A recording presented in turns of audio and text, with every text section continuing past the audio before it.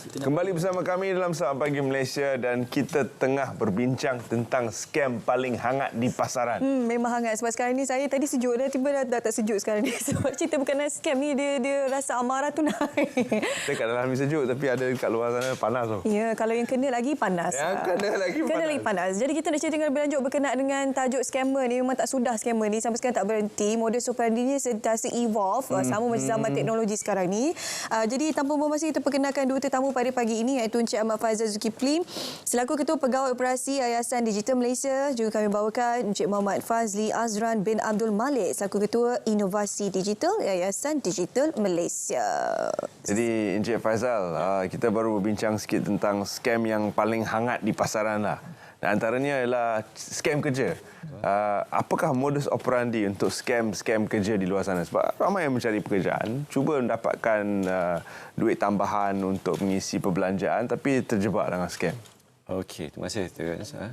Okey, pertama sekali kalau kita nak cerita pasal MO atau modus operandi scam ni yang berlaku dekat Malaysia ni, saya ingat satu hari satu malam, dua hari satu malam pun tak habis.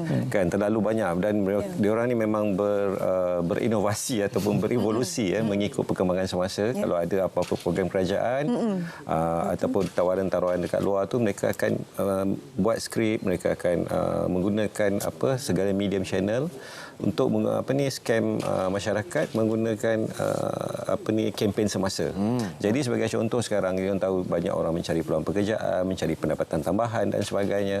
Jadi ada ruang dan peluang untuk mereka mengambil kesempatan dekat situ. Jadi sebagai contoh tawaran pekerjaan Tapi yang agak crucial tawaran pekerjaan ni because yang paling teruk sekali yang melibatkan tawaran pekerjaan di luar negara yang sampai ada kes orang kata sampai diculik dan sebagainya, dipaksa bekerja semacam buruh paksa dan sebagainya. Ada yang baru ni kita dengar ada agensi kerajaan dan juga NGO bantu bawa balik mereka itu yang paling teruk. Tapi yang paling orang kata yang banyak berlaku ni sebagai contoh adalah tawaran membuat pendapatan tambahan sebagai contoh yang mana mereka ada buat iklan dan sebagainya, siapa nak pendapatan tambahan sehari 150 ke 300. Jadi untuk terutama orang yang duduk di rumah, sendiri rumah dan sebagainya mudah terpengaruh. Apabila terpengaruh benda-benda macam ni, maka bila dia start saja berkomunikasi atau klik link tersebut dan sebagainya, apa yang berlaku adalah dia akan minta sebagai contoh program tu like lah, like, lepas tu you increasekan like. Ada setengah tu dekat Shopee ataupun dekat marketplace lain, dia minta kita beli dulu. Dia nak naikkan rating, dia nak bantu rating peniaga tu lah kononnya. Memang benda-benda tu mostly adalah scam lah. Tidak ada yang benda mudah orang cakap nak buat benda-benda macam tu. Ada yang paling bahaya yang kita dapat kesan adalah mereka meminta peserta tersebut ataupun mangsa tersebut download app dulu. So segala bila download app ni dia dah masuk scam APK.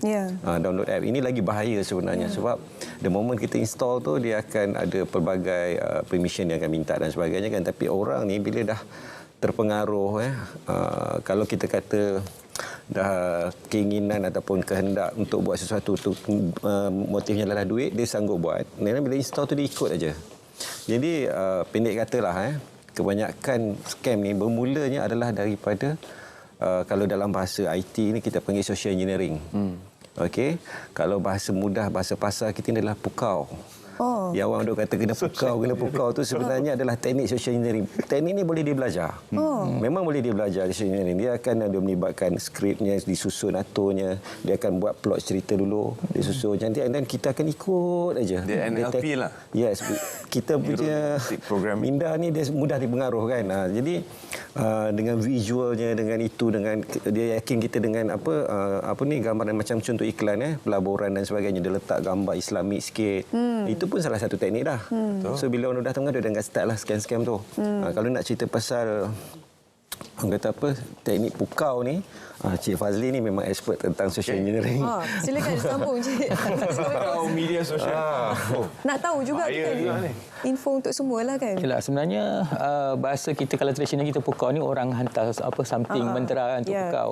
So sama juga dekat kita panggil pakai pukau cyber. Cyber ni dia menggunakan teknik psikologi. Di mana mereka akan meletakkan ada beberapa modus operandi dia. Yang pertama dia akan guna sebagai fear factor lah, ketakutan. Dia akan guna try ketakutan dan juga bila dia nampak orang ni orang terdesak, Bila terdesak ni dia akan buat apa saja. Seperti terdesak macam apa, memerlukan duit, kewangan. So mereka akan gunakan kesempatan kat sini. Okey, just seperti yang kita nampak kat sini. Yang keduanya, yang ketiganya, dia akan menggunakan teknik kasih sayang. Okay, love scam lah. Dia bukan sekadar love scam, tapi love scam itu part of it. Okay. Dia akan gunakan teknik kasih sayang ni kat semua jenis scam yang ada. Okey, kasih sayang ni maknanya dia meletakkan menceritakan kebahagiaan. Kalau dia kalau dia ambil dia punya program-program yang ditawarkan. Itu ialah salah satu poin yang dia akan guna. Yang seterusnya dia akan gunakan influence. Okay, influence ni macam dia cuba nak meyakinkan yang ini yang terbaik. So teknik psikologi ni sebenarnya dia orang dah belajar daripada doktor-doktor juga. Cuma dia nak menyelesaikan masalah. Yeah. So dia akan abuse of knowledge Yes. Abuse of knowledge. Benda ni memang dia akan guna benda ni untuk jenayah. So dia tahu benda baik dan buruk. So dia tahu kat mana nak guna baik ni ke tempat buruk. Jadi itu cara dia. Bukan saja abuse of knowledge, tapi abuse of data juga. Sebab scam yang saya pernah terima, mereka tahu sedikit sebanyak tentang saya. Yang paling meyakinkan adalah apabila mereka memberitahu saya ada orang claim insurans isteri saya dan mereka tahu nama isteri saya. Syul pun tak tahu nama isteri saya. I tahu gambar je, saya tak tahu nama isteri dia. Tepat ke? Tepat info tu? Tepat sebab isteri saya tak ada media sosial. Oh my. Tidak ada Instagram, tidak ada Facebook dan sebagainya, tapi mereka ni tahu. Jadi ia menjadi sesuatu yang agak meyakinkan sikit. Tapi apabila dia mulalah menghantar saya ke sana ke sini, saya tahu dah scam. Jadi bagaimana mereka ni boleh mendapatkan data peribadi kita yang kawan kita pun tak tahu. Okey. Berkenaan dengan data peribadi kita ni, sedar tak sedarlah. Sebenarnya jenis scam ni kalau kita tengok kaji dia punya sejarah dia bukan bermula sekarang. Dia dah bermula since tahun 70-an, 80-an lagi. Cuma kaedahnya berbeza. Dulu kita panggil conman, kita panggil macam-macam istilah kan. Cuma zaman sekarang dah digital, kita panggil scam. And then berbalik kepada Terence punya isu tadi. Okey, kalau nak berceritakan dia bermula daripada kebocoran data lah. Okey, kebocoran data ni boleh daripada pelbagai sumber. Antaranya kalau dahulu kita pernah dengar kes data dibocor, data-data pengguna telefon mudah alih ni dibocorkan oleh beberapa individu tidak yang bertanggungjawab menjual kepada pihak-pihak tertentu. Sebab tu kadang-kadang paling mudahlah. Ada tak kita dapat call ataupun Suhaila ataupun Terence ni dapat call untuk mempromot sesuatu, sama ada minta maaf saya cakap insurans ke credit card dan sebagainya. Macam mana dia orang tahu? Nombor kita. Dia boleh mention nama kita, dia itu ini dan sebagainya kan. So, itu yang pertama, kebocoran data melalui fizikal. Satu lagi kaedah kebocoran data ni melalui database melalui sistem-sistem ataupun laman web tertentu Sebagai contoh ada beberapa laman web yang even media sosial punya laman web pun pernah datanya dibocor atau digodam Jadi data tersebut telah disebarkan ataupun telah dijual diniagakan di sebagai contoh di dark web. Data rakyat Malaysia sendiri pun, Jabatan Pendaftaran Negara sendiri pun pernah berlaku kebocoran data satu ketika dahulu, agak lama. Dan data tersebut boleh didapati secara mudah di dark web. Walaupun data itu agak outdated, tetapi setengah number, setengah maklumat itu masih betul. Jadi itu antara sumber-sumber datanya. Dan kadang-kadang kita sendiri juga berkongsi maklumat tanpa kita sedar. Sebagai contoh, kena saman hari ini, ambil gambar, saya kena saman. Sebab manusia sekarang suka mendokumentasikan hidup mereka kan. Jadi apa yang dia nak buat, itu sekali. Dia tak sedar dalam saman tu ada maklumat tertentu.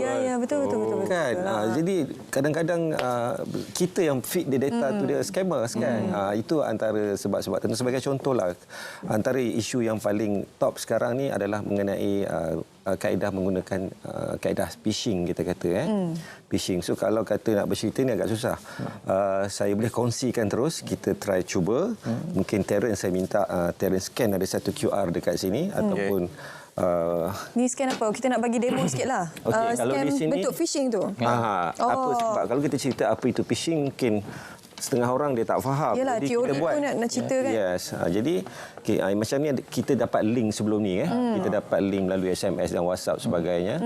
Okey, di sini kempennya adalah bantuan peranti 5G Rahmah. Oh, yang latest lah kan? Which is very latest. Ini contoh. Ini contoh iklan ni dibuat. Okey. Jadi katakan link ni dihantar. Okey. So ya, kita minta kalau tengok dekat sini dia pergi dekat laman web RTM sebab dekat sini dia tulis tunjuk sikit kamera. peranti tu hanya boleh diklaim melalui RTM Clicks sahaja. Jadi katakan Terence ada akaun RTM Clicks kan, definitely you akan masuk, betul? So cuba Terence masukkan ID Terence. Okey. Kita cuba sign in. Oh my god. Ni bukan phishing betul lah. Ini demo sekadar saja. demo saja. Demo saja untuk nak tunjuk. Okey, tadi bila kita scan QR code ni, dia keluar Terence tengah isi datanya. Tadi kita scan QR code ni, dia keluar satu laman sesawan yang bawa kami ke MyClick. Lepas tu kita tekan, dia keluar yang ni pula. Okey. Ya. Okey, so apa dia keluar tu? Apa dia keluar? Sini. Scam 1. Kalau Awas. scam boleh zoom in, ni scammer yang baik hati sikit ni. Dia bagi tahu dulu. Anda Terus. Awas, anda telah dipancing. Itu adalah mesej yang saya terima. Okey. So, saya tanya Terence, email you adalah terence.das@gmail.com. You punya password belakang dia adalah ER1. So, nampak tak bagaimana perkara tu mudah dibuat? Oh my god. Okey, dia dapat akses ke password tu sekali Yes, okey. For example, Terence guna pula Gmail account. Saya nak tanya Terence, berapa banyak akaun lain, media sosial ke apa semua yang menggunakan username dan password yang sama? Tak, ini satu saja. Okey, bagus. Tapi email tu penting lah kan? Ada data-data lain, your Betul. bills. Tapi ini password untuk RTM RTM Click Click. saja. Oh, password Sahaja. Tapi kebanyakan itu Terence agak bagus dekat situ sebab different platform dia pakai different password.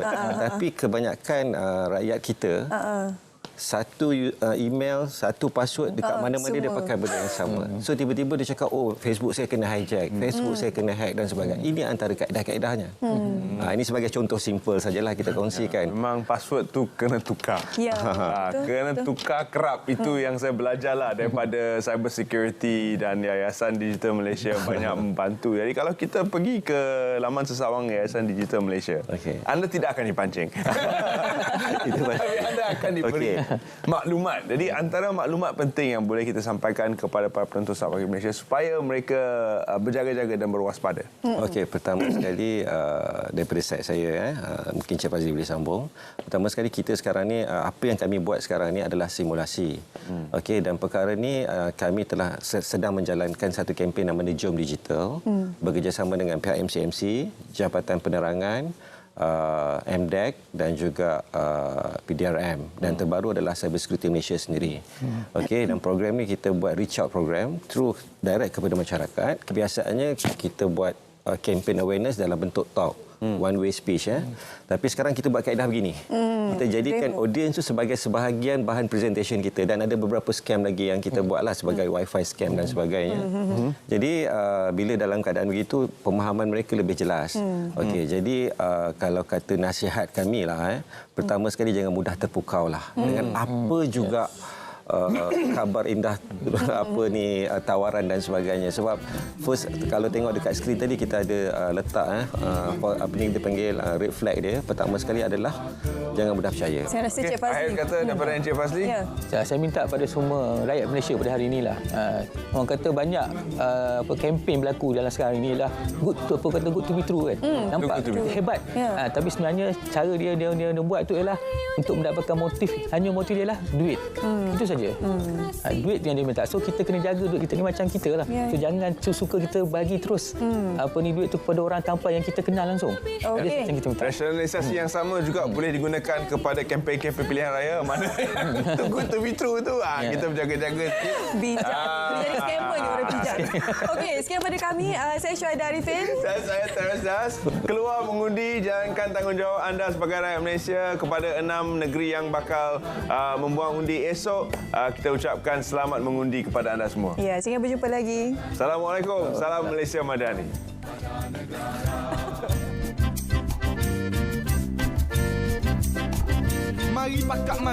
Mari pakat ngundi.